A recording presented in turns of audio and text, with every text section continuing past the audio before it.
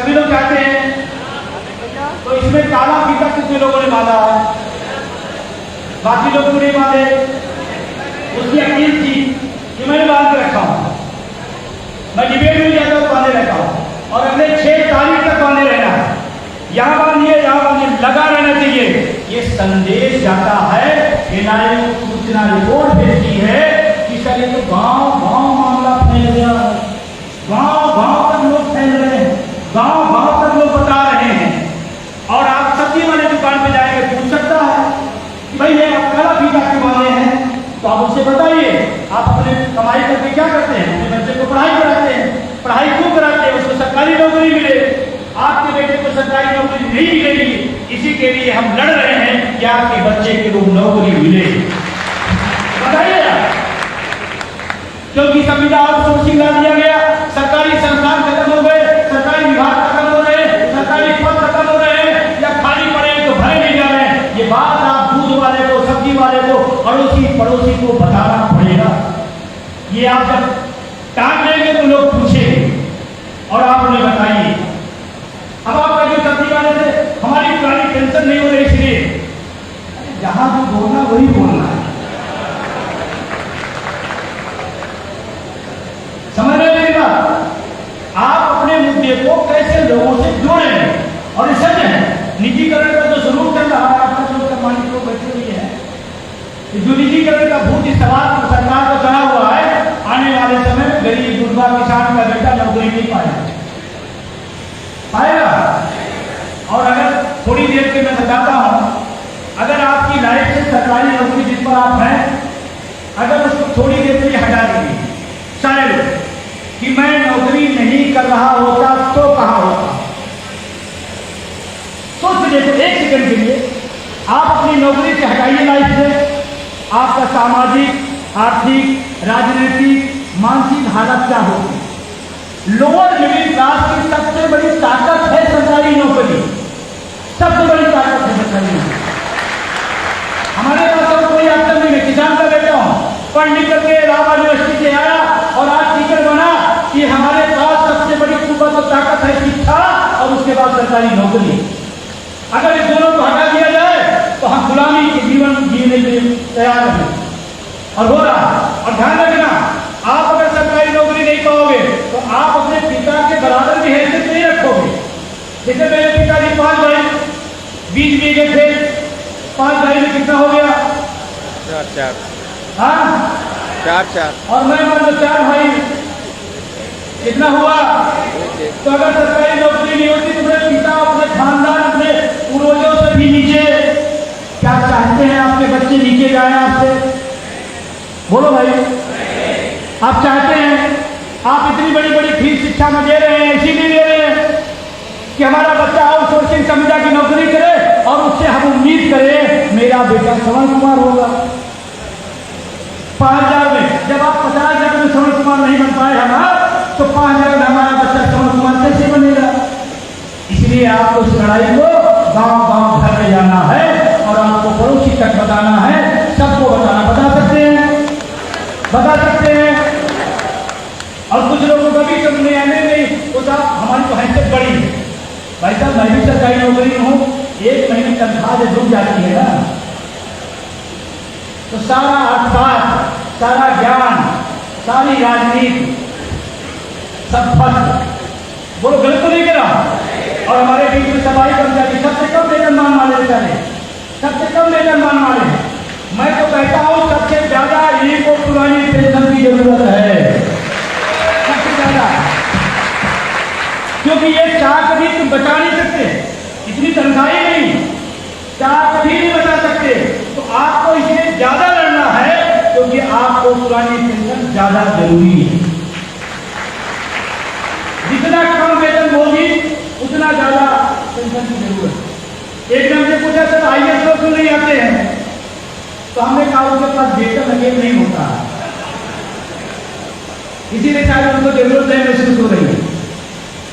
सही कह रहा हूं गलत कह रहा हूं? तो आपको हमको लड़ना होगा। बेसिक के कितने साथी हैं इसमें? बेसिक के वाह भाई बहुत शानदार, आप सबको साधुवाद। अभी ऑनलाइन अटेंडेंस आया था, सबसे ज्यादा टीवी डिबेट में आपकी बात किसने रखा?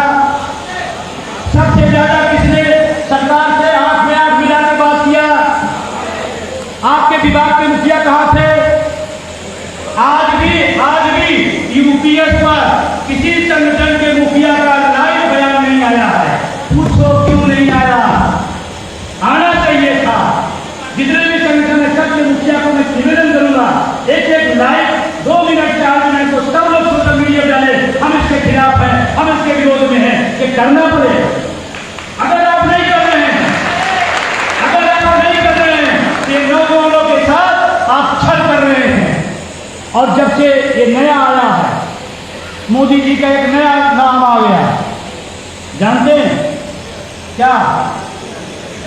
ये गाड़ी ना ऊट पटांग पेंशन,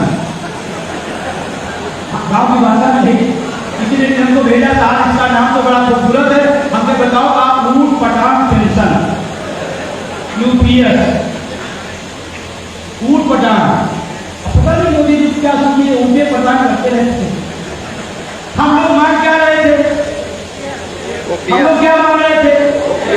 क्या लेके आ रहे थे? एक बार ईमानदारी से, ये लोकतांत्रिक देश है, मैं बात करने बोलूंगा, कितने लोग यूपीएस के समर्थन में हैं? समर्थन ध्यान रखिएगा, यूपीएस के समर्थन में कोई एक व्यक्ति इधर, एक व्यक्ति कोई यूपीएस के समर्थन में है और पुरानी पेंशन के समर्थन में कितने लोग हैं? ये देखिए, ये है जनमत, इसको बोलते हैं जनमत। इसको कहते हैं कि लोग क्या चाह रहे हैं और देश के मुख्यमंत्री और प्रधानमंत्री को वही करना चाहिए जो देश मांग रहा हो, जो देश कह रहा हो। तो हम खिलाफत नहीं कर रहे हैं, गलत कर रहे हैं। कुछ लोग कहते हैं आप तो सत्तारूढ़ के विरोधी हैं, यारों कुछ लोग लगा देते हैं। मैंने कहा नहीं भाई, आप गलत शब्द का यूज कर रहे हैं, हम विरोधी नहीं हैं, वो हमारे मुद्दे की विरोधी है, वो हमारे मुद्दे की विरोधी है, हम उनके विरोधी नहीं हैं। आज मोदी जी में घोषणा करने सबसे पहला व्यक्ति हूँ, माला लेकर मैं पहनाऊंगा और माननीय मुख्यमंत्री जी से मैं निवेदन करूंगा, दिल्ली वाले बहुत परेशान कर रखे हैं आप, सही है गलत? माननीय मुख्यमंत्री परेशान है दिल्ली से, जैसे हम लोग परेशान हुए सरकार के निर्णयों से, मुझे योगी जी परेशान है और माननीय मुख्यमंत्री जी के पास परेशानी का हल मेरे पास। अगर चाहे तो 1 मिनट में दिल्ली की सारी परेशानी खत्म। क्या कर दे? उत्तर प्रदेश में पुरानी पेंशन लागू कर दे और प्रधानमंत्री के घर के बगल हमको जगह दिला दे, 10 लाख लोगों के बीच में आवेदन कर दूंगा, 10 लाख लोगों के बीच में। प्रधानमंत्री को राजनीति में नहीं आएगा, ये लखनऊ वाला भी चला है, चाहिए ना चाहिए? एक फार्मूला में पूरा दिल्ली ध्वस्त हो जाए।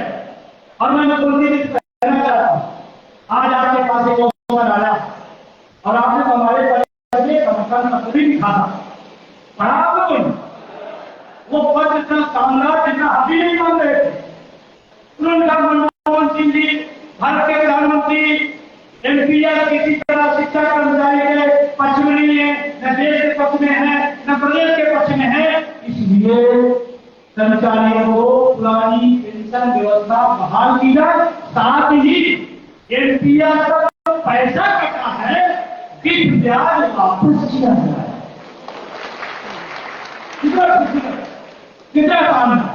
तो मैं मुख्यमंत्री जी कहना चाहता हूँ, रंगों में भी सजा चली आई, प्राण जाए पर 7 साल हो गए, वतन किधर है? तो 7 साल में वतन क्यों नहीं बना जा रहे?